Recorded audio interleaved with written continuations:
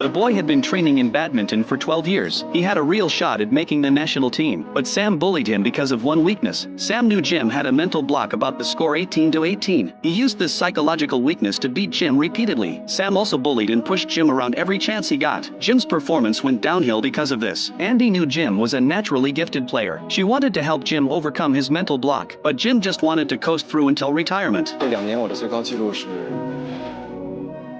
21.8，我真是个垃圾，为什么我还要站在这儿？ Sam made things difficult for Jim at every turn. Sam wouldn't even let him play in matches, because only Jim could threaten his position. Jim never fought back no matter how much Sam bullied him, but then Sam started picking on Andy, the girl Jim liked. The score 18-18 was Jim's mental block. Andy was his other weakness. Jim tried to protect Andy from Sam's harassment. Whenever Andy came to watch practice or games, Jim would deliberately distance himself from her. Jim pretended he barely knew Andy, but Sam still found out about Jim's crush on her. Sam then started making things hard for Andy too. Andy's boss wanted to sign Sam as their sports brand spokesperson. Sam was negotiating with Andy's company, while also talking terms with other sponsors. Sam was arrogant and deliberately gave Andy a hard time. Sam even mentioned all this in front of Jim on purpose. 谁让他是宋三川的朋友呢？没毛病。